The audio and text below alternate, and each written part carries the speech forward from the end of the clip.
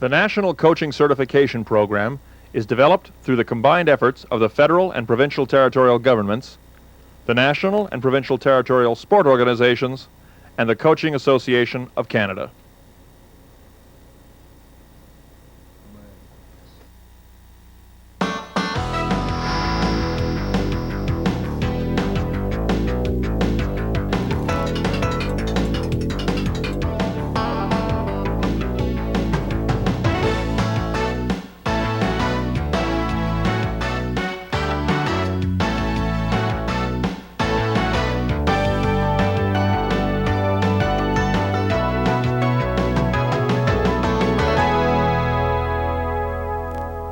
Canadian hockey today has seen a greater emphasis being put on skating skills, puck movement, and in the thinking approach to the game.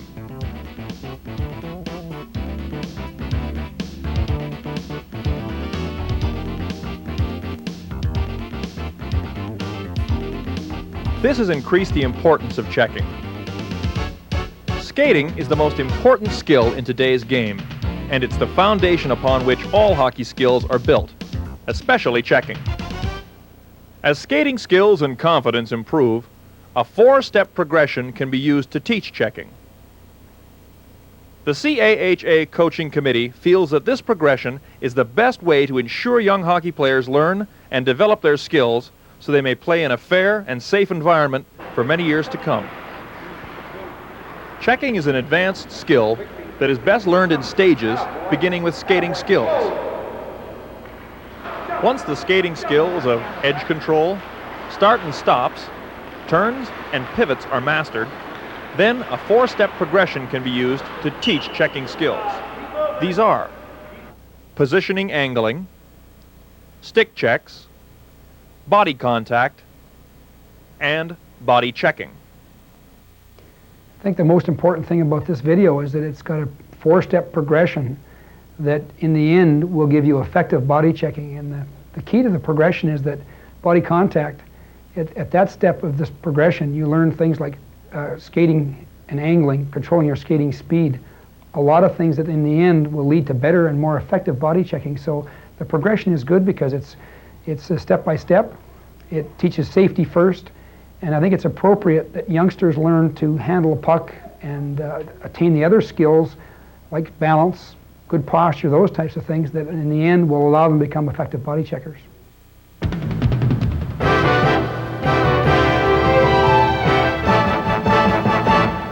The first progression to teaching checking involves positioning and angling.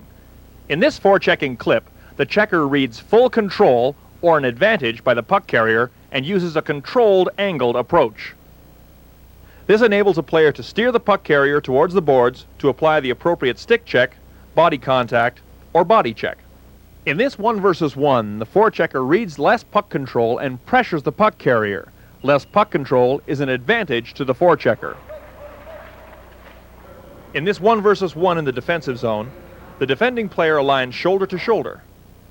The defending player uses a controlled angle approach, head up, and steers the player towards the boards to finish the check.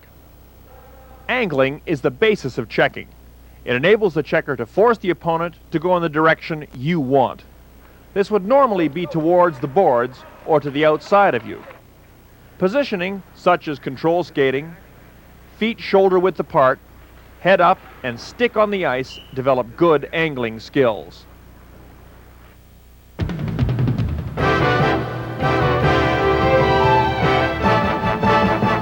The second step in the progression is stick checking. The angle and speed of approach will put the player in a position to execute one of the following stick checks. In the poke check, the defender aligns outside shoulder to inside shoulder to angle the opponent towards the board. The defender keeps a tight gap with the attacker. The elbow is bent and close to the body. With proper timing, the defender extends the arm and pokes the puck away, keeping a strong and balanced position. Avoid lunging, as this will put you off balance. In the sweep check, the checker keeps moving. The stick sweeps in a circular motion. The checker keeps his position and is careful to avoid a trip. In the hook check, the checker approaches from behind and the stick traps the puck in the curve of the blade, pulling the puck towards the checker.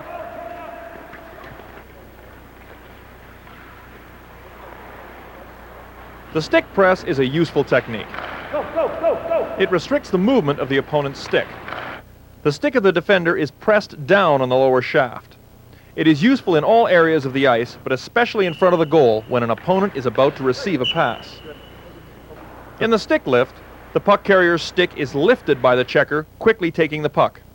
The checker should approach from the side or behind, gaining the inside position.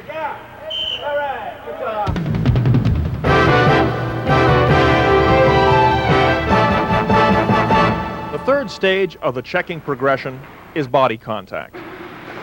Body contact is an individual defensive tactic where the defensive player legally blocks the path of the offensive puck carrier. According to the Quebec Ice Hockey Federation, body contact must be a result of the movement of the puck carrier. The defensive player must not hit the offensive player by going in the opposite direction. There cannot be an intentional collision of two players going in opposite directions. There must be no action where the puck carrier is pushed, checked, or shoved into the boards. Compare the examples of body checking and body contact in these free puck race drills.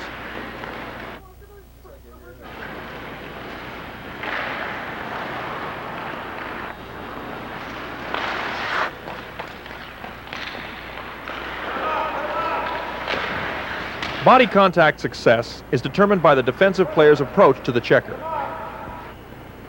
Angling skills are a very important part of the body contact method and are the first step in the progression leading to body checking.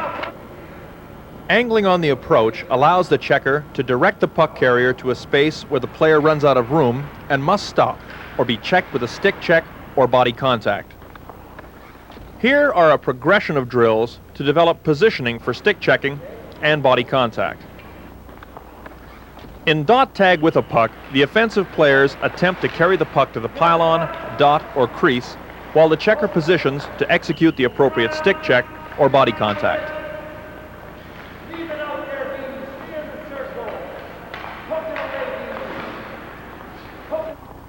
In dot tag without a puck, body contact can be improved. The checker controls the attacker's stick and blocks the space. In crease tag with a puck, the player practices checking in a game-like situation. These simple drills teach players how to contain and control the puck carrier without having to body check. Practice of these ideas in competitive drills will improve positioning and angling important for checking.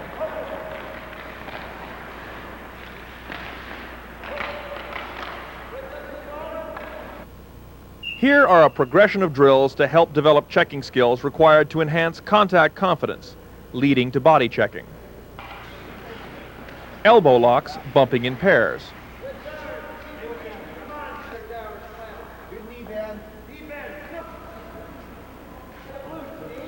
Unlock, bumping in pairs. And as well, a simple game of own the dot or pylon. Remember, players must keep their arms crossed in this drill. Be sure your players are matched in size and ability. These contact exercises will improve a young player's stability on skates and improve skating.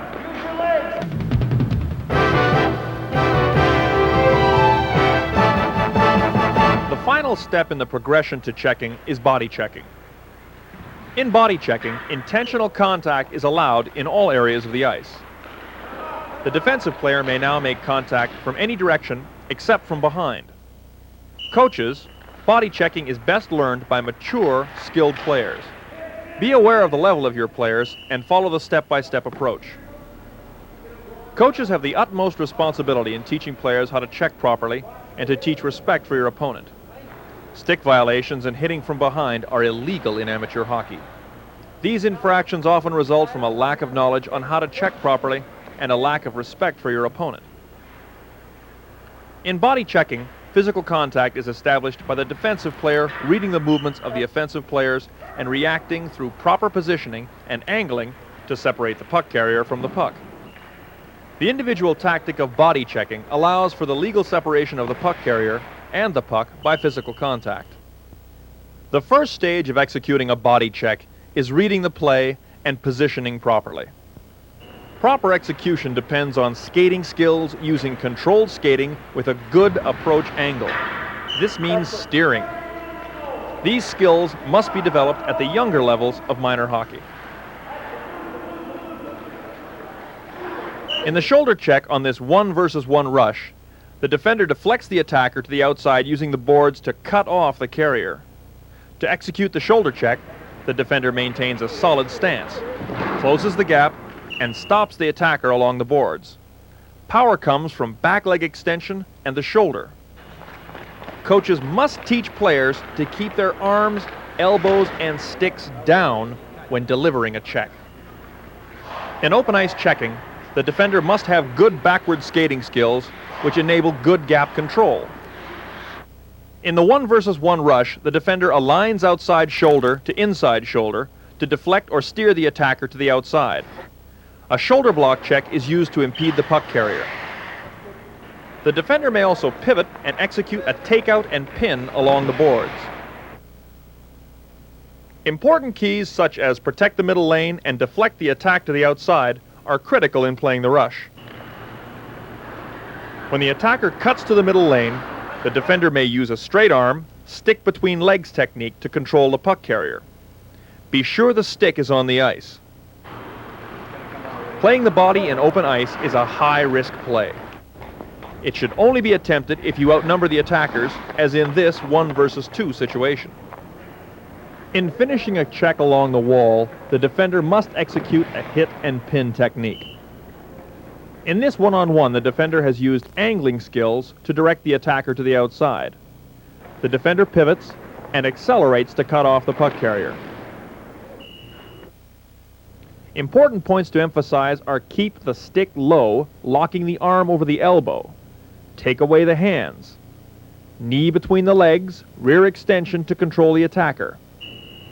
The checker must have a wide base and bent knees to ensure a strong position when checking. The attacker's arms and shoulders are turned into the boards with their chest pinned against the boards. Strong defenders may use 2 hands on the stick pressing on the hips to maintain control. Smaller checkers may use 1 hand on the stick to trap the puck carrier. As the knee locks between the legs, the free hand forces that attacker into the boards. In all cases, the strong stance creates strength and force through the hips to control the pin. A good teaching cue is to box the attacker's hips.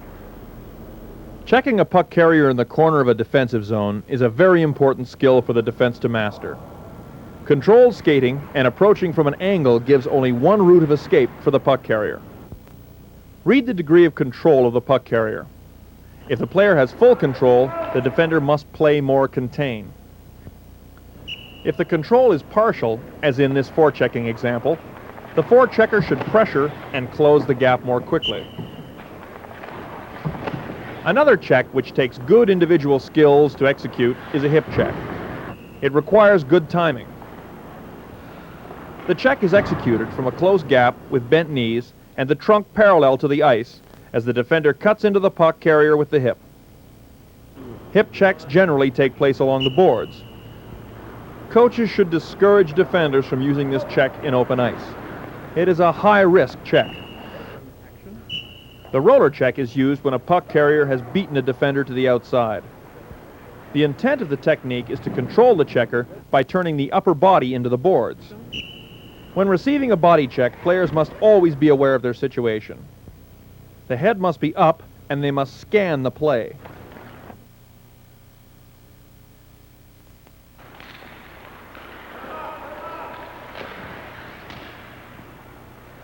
Be aware of the danger zone close to the boards and keep yourself alert in this area. Maintain a strong body position whether you are evading or receiving a check. Absorb checks along the boards with your arms and body.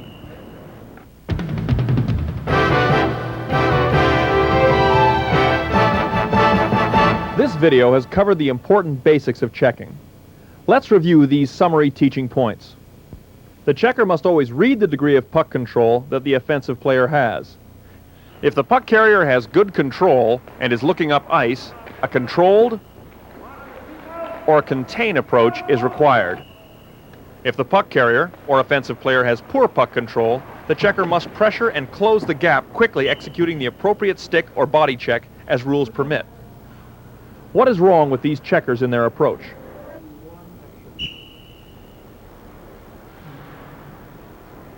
Always angle the puck carrier to reduce their options. Angle them where you want them to go. Always angle from the inside out, forcing the puck carrier to the boards. Ensure the checker maintains a defensive side positioning. Stay between your player and your net. Always skate with control and balance when approaching and delivering a check. Always keep your eyes on the offensive player's chest so as not to be fooled by head and stick fakes. When checking along the boards, it's important that the checker's stick is low and the arm and shoulder get in front of the puck carrier's body, ensuring the check is completed legally. Important nevers when checking are: never cross-check an opponent into the boards. Never push or trip an opponent into the boards. Never carry the stick up in the air when checking. Never use your stick in such a manner that the butt end can be used to hold or hook an opponent. Never hit a player from behind. Always respect your opponent. Remember that in minor hockey today, all kids involved in the game want an equal opportunity to play the game to the best of their ability and to have fun. The mastery of checking begins with skating skills. Checking requires a step-by-step teaching progression which includes positioning angling, stick checks, body contact, and body checking. Using this progression approach will guarantee the confident development of young players. This means enjoying the game and playing it longer. When I watch body checking levels of hockey, there's no question that a lot of times becomes the most predominant factor in a game is body checking.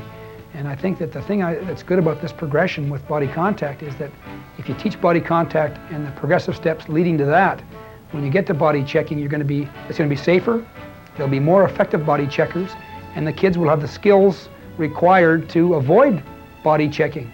They're going to have good skating skills, and so I think the whole game should be a better game, more flow, more rhythm to it, and a more exciting game.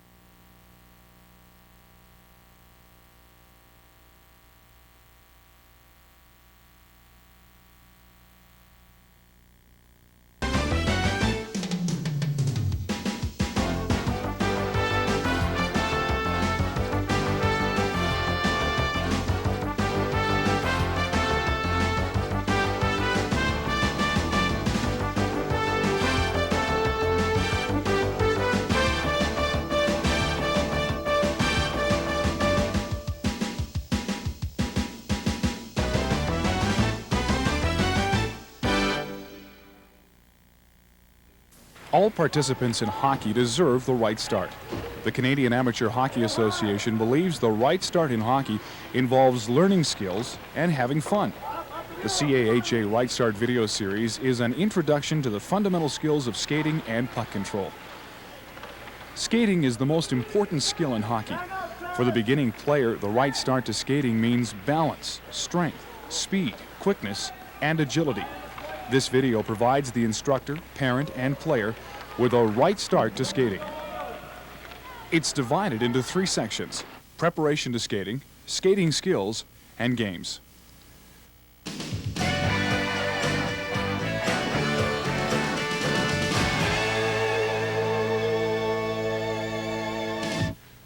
For the beginner, preparing to skate means knowing important details about skates and hockey sticks.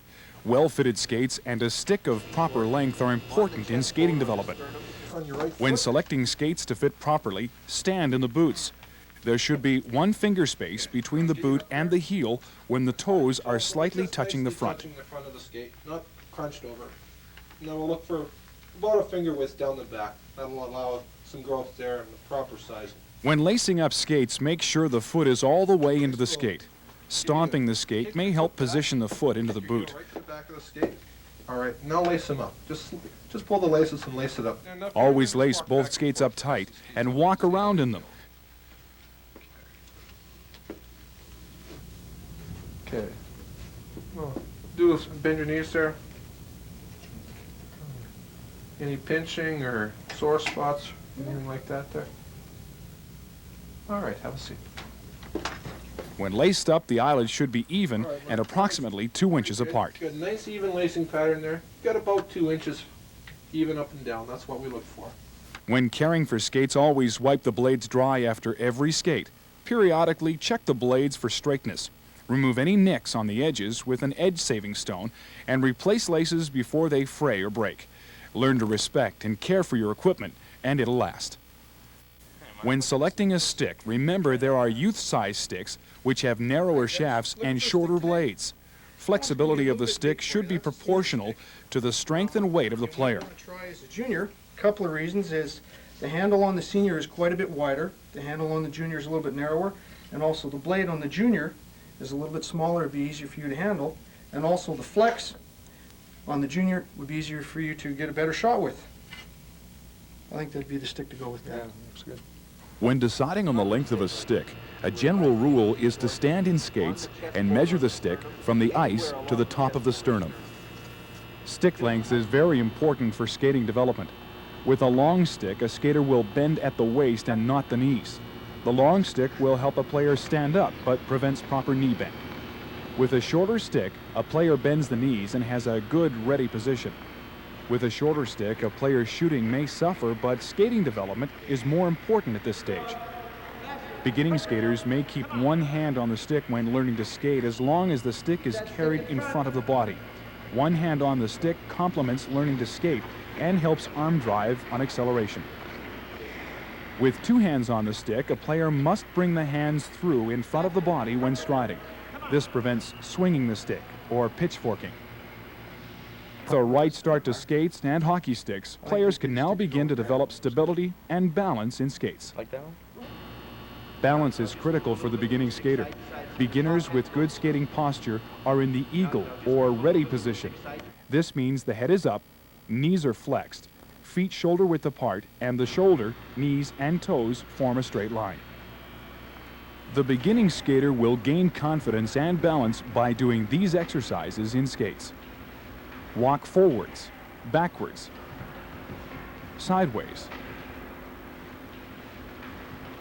Walk on the toes and heels. Now on your heels. Now on your heels. Half and 3/4 full squats. Wrap your arms around your knees. Full squat. 1/4 and 1/2 2-foot and 1-foot jump turns. And walk toes in, toes out. These exercises can be repeated on ice by using the game of Simon Says. Ensure that beginning skaters are instructed in the proper falling down and getting up technique prior to these on-ice exercises. When players fall forward, they should get their hands in front to break the fall. When falling backwards, tuck the chin in towards the chest to protect the head. Getting up is a difficult task for the beginner. Teach getting up on one knee, keeping the skates under the body, and using the stick or hands on the knee to gain a standing position. The key to skating effectively is stability. As the beginning skater gains confidence and ability, the following exercises will assist in developing good knee bend for balance and power, as well as edge control.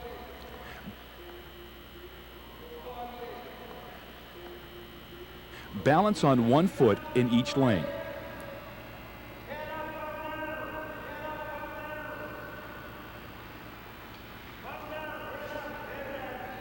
Jump over the lines.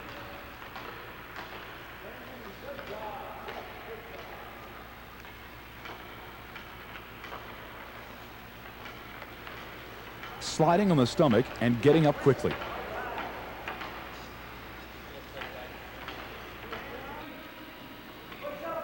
The teapot balance. Make sure the head is up.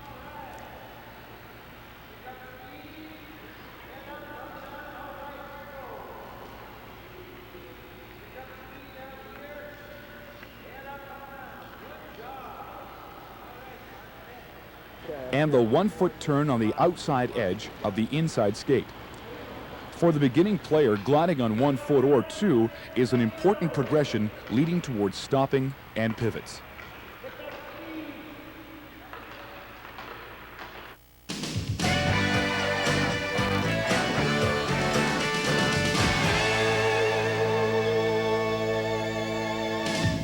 In this section, the fundamental skills of skating are highlighted in a progressive manner with use of route drills.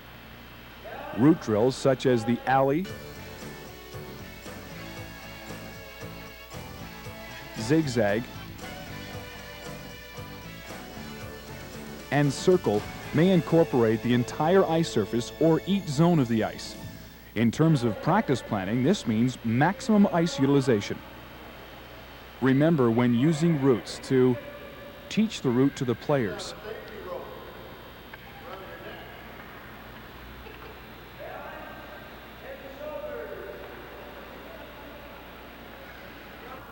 Explain and demonstrate the drill that'll be used in the route.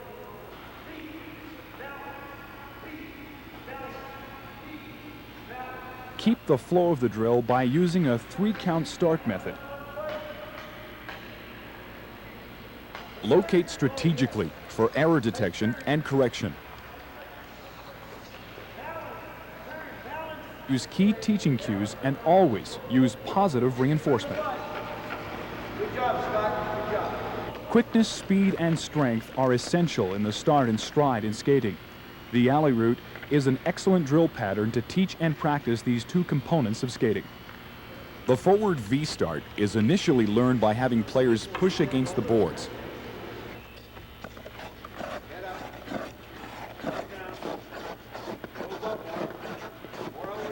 In this start, the skater assumes the ready position and creates unstable balance by leaning forward by moving the center of gravity ahead of the base of support. The heels come together to form a V, or starting blocks, on the inside edges for a quick and explosive start. 5 or 6 quick strides, not glides, on the inside edge of the blade enable players to accelerate. Using sticks on the ice will reinforce quick strides to help develop this skill. Pushing and pulling partners down the alley will assist in developing the outward thrust and forward lean important in starting. Vary the resistance. This will also complement the stride. The forward stride is an extension of the hip, knee, and ankle joint in that order. A flex gliding leg has the knee ahead of the foot. This is essential for a powerful thrust on the striding leg. The striding leg rotates outward and downward on the inside edge to a full extension. The ankle is the final joint extension, which creates toe bite, which is critical for strength in the stride. A quick, low recovery by the striding leg to a point of stability under the body completes the stride. The forward stride is best developed through a progression of drills using the T-push. Use a T-push or scooting action with short, hard pushes. Left skate only one way, right skate on the way back. T-push with exaggerated strides using a quick, low recovery. T-push 3 times with the left skate, then squat down and up.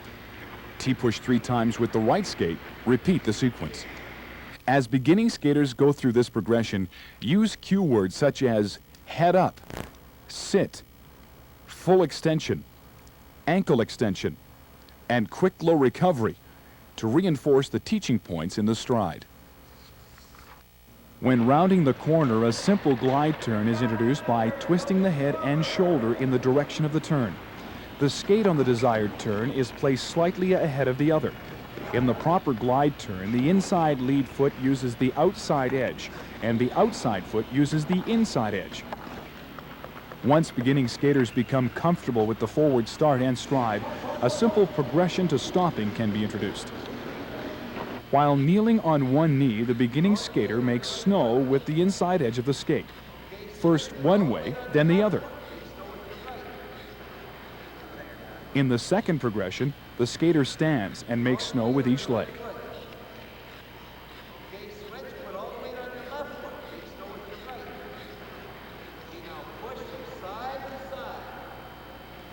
A third progression is an action of pushing side to side with one skate, then the other. Lastly, the beginning skater must glide, unweight, turn, and sit. As the beginning skater gains confidence in stopping, backward striding and pivoting can be introduced. The backward stride can be learned with a simple progression. Beginning skaters start by using the boards. Facing the boards, a skater turns the toe of the starting skate inwards to trace a C-cut arc on the ice with the inside edge of the blade. The next progression would be to backward walk with toes in, C-cut to a backward stride, C-cut to a backward stride with foot clap to encourage quick recovery under the body, and C-cuts around the stick to develop the stride technique. The last progression uses the alley route. This includes backward striding through the route. And lastly, pulling a partner with varying resistance to develop strength in the stride. When striding backward, it's important to remember that the skater's shoulders are over the heels of the skates, which is unlike the forward stride, which has the shoulders over the toe caps of the skate. Moving the center of gravity outside the body when going forward, backward, or sideways is important for momentum. Using one hand on the stick will assist with maintaining the proper posture in the backward stride. The backward lateral crossover is a natural progression when increased partner resistance is applied. This technique can be attempted once the skater gains confidence and agility in the stride. The partner pull develops a crossover and cross-under technique with body lean, which produces power to complete the task. In the forward to backward pivot, the skater glides on one skate, unweights and twists the head and shoulder to transfer the forward momentum into backward skating. In the backward to forward skating pivot, the skater glides on one skate and twists the head and shoulder in the direction of the turn. A heel-to-heel technique completes the pivot. The transition pivot from forward to backward in an opposite direction is also a skill that can be worked on in this route. The skater initiates the pivot by turning the skates leading with the toes. The skater unweights the heels to complete the pivot and accelerates into backward skating. Momentum assists in enabling the skater to accelerate backward. The learning of skating skills such as starting, striding, and pivots are important components in the right start to skating. With the use of the alley route and progressive teaching, the beginner will learn in a safe and enjoyable atmosphere. The zigzag route is an excellent method for practicing stopping and tight turns. The lines on the boards or pylons provide direction for the route. Using the zigzag, the next progression from stationary stopping is the 2-foot snowplow. In the 2-foot snowplow, the skater sits tall, turning the toes in and heels out. To guarantee a complete stop, have players tap their stick on the ice. In the 2-foot parallel stop, the skater glides, unweights, turns, and sits. Have the players stop completely, then drop to their knees to guarantee a complete stop. Keep pylons away from the boards when learning to stop. This is a danger zone. In the tight turn, the beginning skater is stable and sits in the turn. The head and shoulder twist in the direction of the turn. The inside skate is ahead and acts as a steering wheel, while the outside leg develops power with a quick heel push or sculling action. As a skater sits in the tight turn, weight is shifted slightly to the back of the blades to assist in a quick change of direction and the skull. To get the beginning skater aware of the back half of the blade, have them walk on their heels. Skaters then skate in a straight line by sculling with their heels. The heel thrust, or skull, is essential in tight turns. Have skaters skull around the stick. Have them skull the zigzag route without lifting their feet. The last progression is to skate the zigzag route and execute a powerful tight turn at each pylon.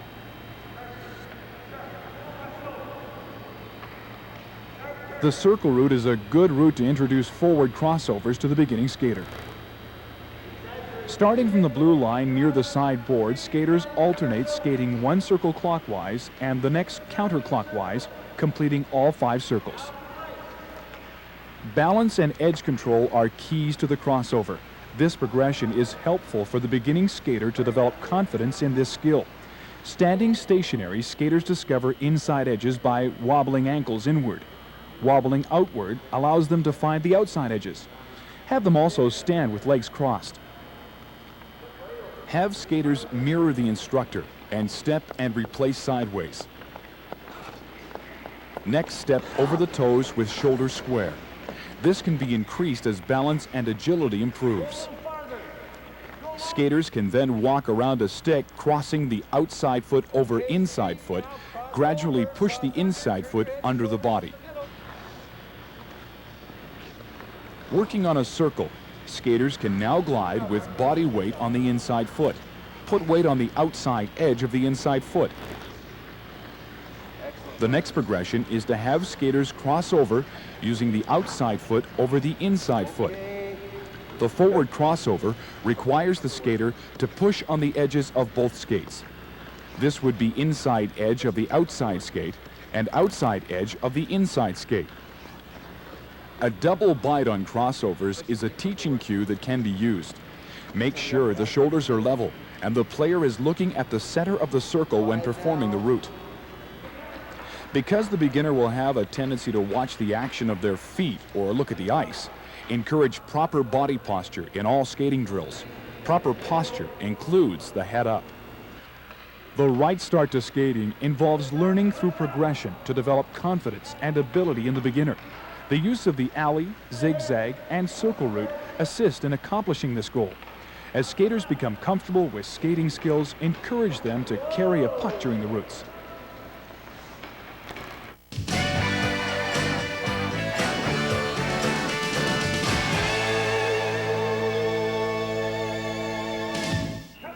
All players enjoy games, whether it's stick tug-of-war, red light, green light, or British Bulldog. Games not only bring enjoyment to practices, they also assist in allowing beginners to refine skating skills.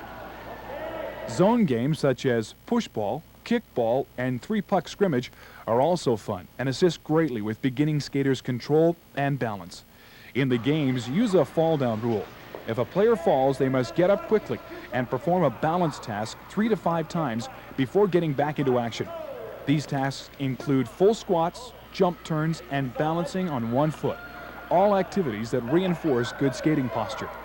In the game push puck or push ball, players develop good knee bend by handling the puck or ball with their hands. In kick puck or kick ball scrimmage, players use their feet to score. Balance and agility are tested in this soccer on ice. Lastly, 3-puck scrimmage enables players to combine all the skating skills while using a stick. Rules in this game are stick checking and wrist shots only on a ready goaltender. Skating is the most important skill in hockey. The right start to skating enables the beginning skater to develop the necessary skills in a fun and non-threatening environment. As skaters become confident in the skills they've acquired, it will bring a lifetime of enjoyment in the game.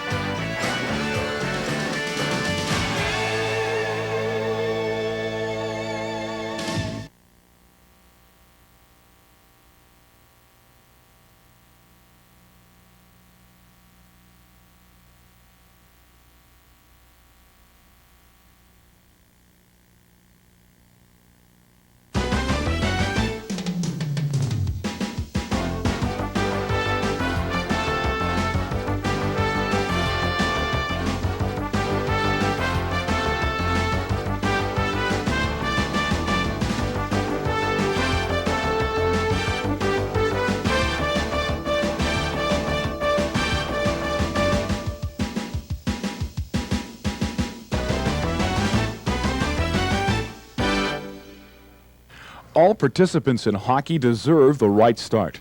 The Canadian Amateur Hockey Association believes the right start in hockey involves learning skills and having fun. The CAHA Right Start video series is an introduction to the fundamental skills of skating and puck control. Scoring a goal in hockey is exciting. To accomplish this, players must not only learn the basics of skating, but also develop good puck control skills. This video provides the instructor, parent, and beginning player with an introduction to puck control skills and drills. It's divided into 4 sections: preparation, puck handling, passing and receiving, and finally, shooting.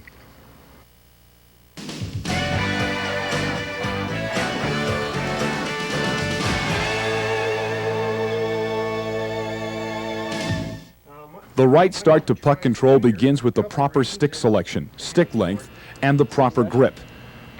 Proper stick selection and the correct length is important for developing not only strong skating posture, but good puck control skills. When selecting a stick for the beginning youth player, remember there are junior sticks which have narrow shafts and shorter blades. Guys? Well, I'll tell you what, you've got a senior stick there, and I think you should be playing with a junior stick for a couple of reasons. Take a look at this. The senior stick is quite a bit bigger in the handle, and also in the blade. The junior blade's a little bit smaller, so you're going to be able to hold that and control that better. And also, it's quite a bit more flexible for you. You'll be able to handle that and get a better shot with that one. See what you think of that one. All right, I think that's the one to go with, Dad. For the beginning player, junior sticks also provide increased flexibility to assist in learning and developing confidence with handling the puck and shooting. Junior-sized gloves also assist with the development of good puck control skills for the beginning player. When deciding on the proper stick length for the beginning player, a general rule is to stand in skates and measure the stick to a desired position between the top of the sternum and the bottom of the chin. With a stick length measured to the sternum, the beginner develops good knee bend for skating as well as puck feel. With a short stick, the hands are away from the body, which allow the elbows and wrist freedom to execute puck handling skills in all directions. With a stick of proper length, the angle of the blade, or lie, should be flat on the ice when in a ready position.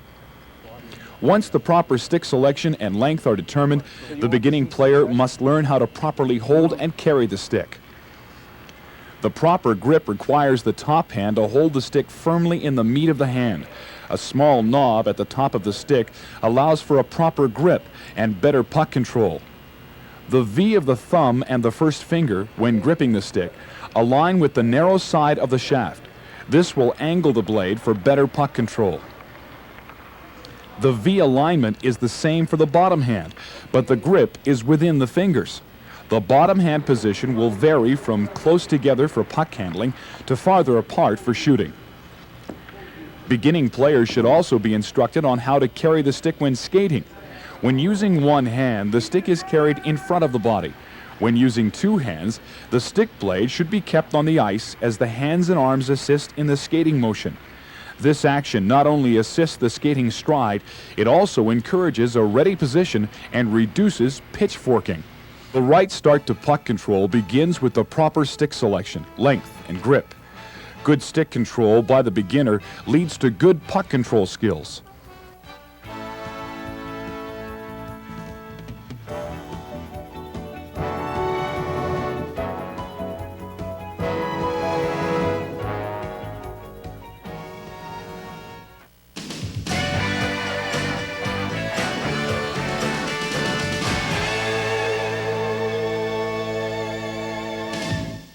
To develop good puck control skills, the beginning player must be comfortable with handling the puck in a stationary position or when skating.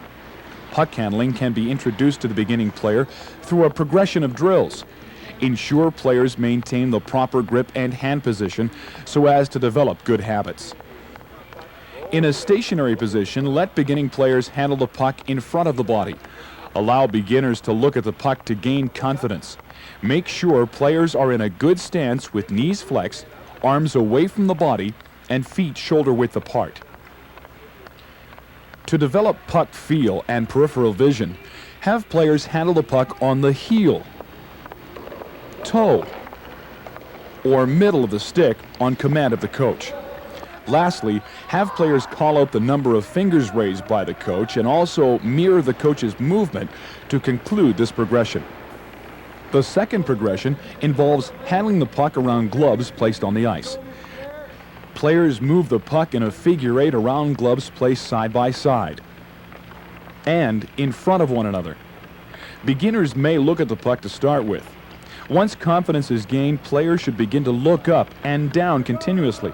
For safety purposes, have beginners use pylons on ice instead of gloves. During this drill, notice the movement of the bottom hand. As the puck moves farther away, the bottom hand must slide up the stick to allow a farther reach. As beginners develop confidence, the bottom hand may also release, as shown in this wide sweeping motion. To develop the ability to control the puck in this manner while skating, the following drill progressions can be practiced.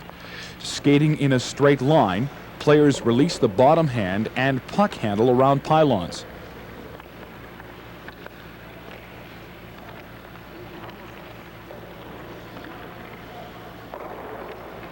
Players zigzag around pylons while keeping the puck moving in a straight line.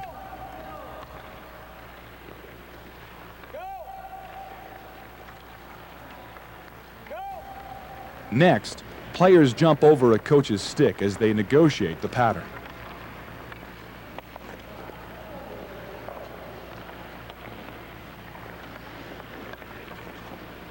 Next, players skate a figure eight pattern.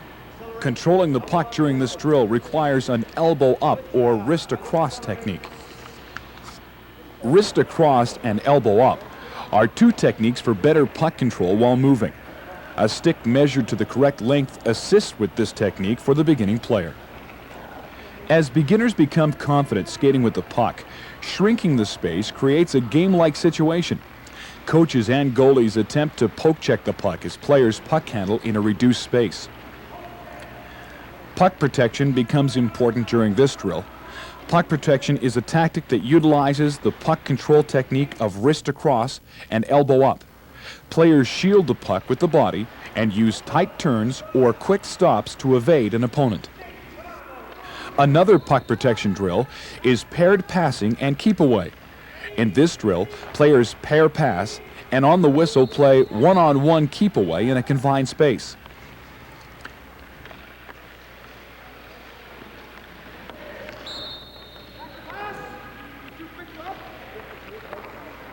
Next is developing the ability to carry the puck in open ice situations. Breakaway skating or accelerating requires the puck to be well in front of the body. By continually pushing the puck ahead and catching up, the player can maintain control and speed. Developing confidence by handling the puck is the first step towards good puck control. As skating with the puck improves, players can experiment with deking. Deking is a puck handling skill used to evade an opponent. Successful deking requires speed on the attack, a convincing fake outside the range of the opponent's reach, good lateral movement, and acceleration to move past the opponent. Teach deking progressively. Begin by deking a pylon, a stationary player,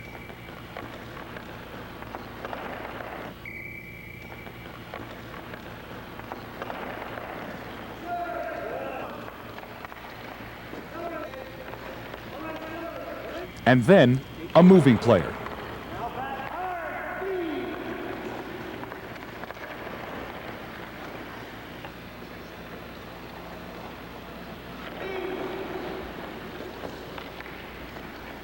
When beginning players practice deking, have them attempt body fakes such as look away with the head and shoulders,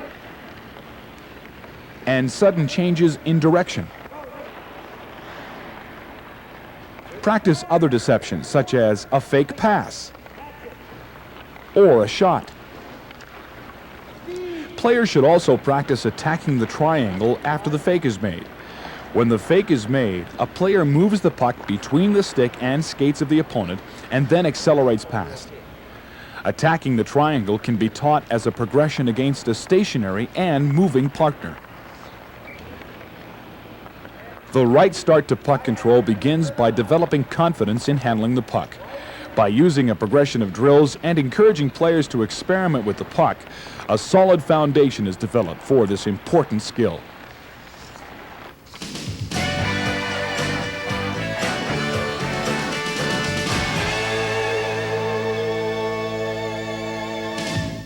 The right start to passing and receiving requires proper instruction and practice. When passing, beginning players must have a comfortable hand and arm position away from the body. The lower hand must hold the stick with the fingers, not the palm. Eye contact must be made with the intended receiver, and the release is square to the target. During the execution phase, the stick and puck are in contact, and the puck is not slapped. Stick follow-through to complete the pass is towards the target. The mechanics of the forehand sweep pass is similar to the forehand wrist shot. In the forehand sweep pass, the puck starts at the heel of the blade and is spun out to the toe of the blade at the end of the passing motion. This action creates rotation or a spinning motion to the puck for better passing precision. Tilting the blade over the puck helps control the puck. In the flip pass, the puck is lifted up over an obstacle such as a stick or body. A heel-to-toe action and a slight rolling of the wrist creates lift and rotation. This action allows the puck to sit flat as it's released and as it lands. The action of the backhand sweep pass is much the same as the forehand sweep pass. Sweep the pass moving both hands parallel to the direction of pass and finish with a flick of the wrist. Make sure the hands and arms are out, away from the body.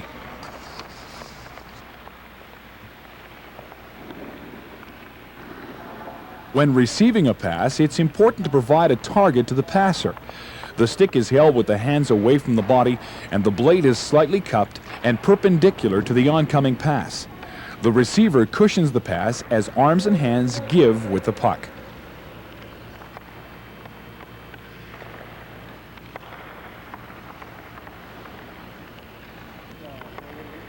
Timing is important for passing and receiving.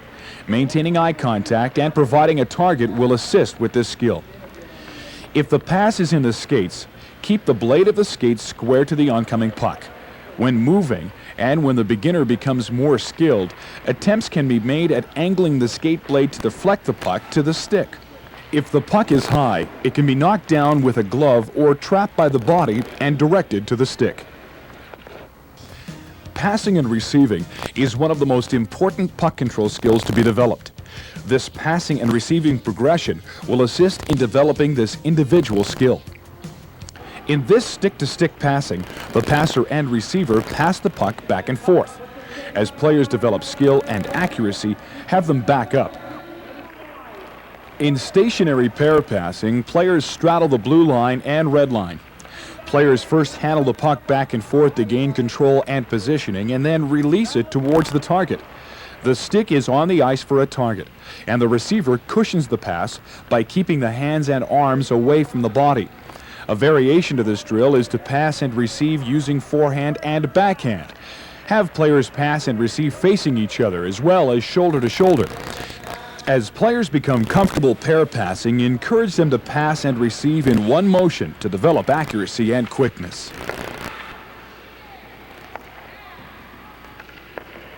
In this moving pair shuttle pass, the passer and receiver move simultaneously backwards and forwards in the same direction. A variation to this drill is to have the pass receiver execute a tight turn before returning the pass.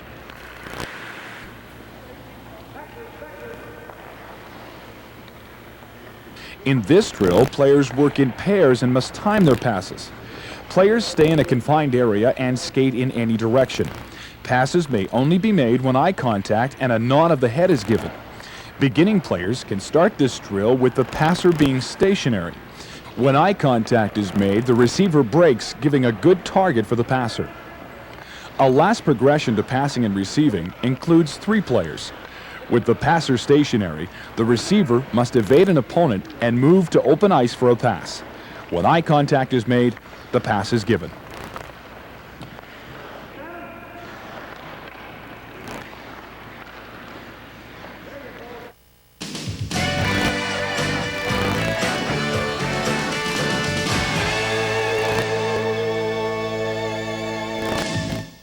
Shooting is a payoff skill. Beginning players must learn the most basic shots first. The wrist shot is the first shot that is introduced to the beginning player. It can be learned in 3 stages: the preparation phase, the execution phase, and the follow-through, which includes a good weight transfer. The preparation phase sets up the execution. It guarantees that all joints which can be used are used. For the wrist shot, this includes the shoulder, elbow, wrist, hip, knee, and ankle joints. To prepare for the wrist shot, the bottom hand shifts to a lower position on the stick than when puck handling. The player then turns the shoulder of his top hand toward the target. The puck is positioned near the heel of the blade. The stick is brought back past the midline of the body, and weight is transferred to the back skate. The execution phase uses the joints in order from largest to smallest muscle groups, similar to the cracking of a whip. The puck spins from the heel to the toe of the blade. In the wrist shot, the execution phase has maximum force directed to the stick through transfer of weight, rotation of trunk and shoulders, a push and pull action of the arms, and lastly, a rolling of the wrists. Weight transfer to the front leg anchors the body, accelerating the stick and puck towards the net. The angle of stick blade and the follow-through completes the wrist shot. The stick blade points in the direction, and a low follow-through results in a low shot. A high follow-through, a high shot. In the snapshot, the stick blade and the puck don't stay in contact during the execution phase. The wrists are cocked, pulling the blade back from the puck. Weight transfer and wrist snap produce speed and a quick release to the shot. Stick contact with the puck is made near the front foot. A good weight transfer will produce increased power for the snapshot. The snapshot is difficult for the beginner to master until upper body strength is developed. The flip shot can be used in a variety of situations. With bent knees, the player uses a scooping action by raising the bottom hand and lowering the top hand. The backhand wrist shot has a quick release. There's little weight transfer as power comes from a vigorous trunk and shoulder rotation. The arms and wrists assist with the shot as well. Follow-through is important for height and accuracy. When teaching the backhand, a key point is to have the hands away from the body. When teaching the beginning player to shoot, it's important to only introduce what can be handled. The right start to puck control begins by developing confidence in the beginning player's ability to handle the puck. With actual possession time of less than 30 seconds for each minor hockey player during a game, proper instruction and practice is important. The right start to puck control is an introduction to assist the instructor, parent, and beginning player with puck handling, passing and receiving, and shooting. By developing these skills at an early age, the beginning player will improve and enjoy the game of hockey.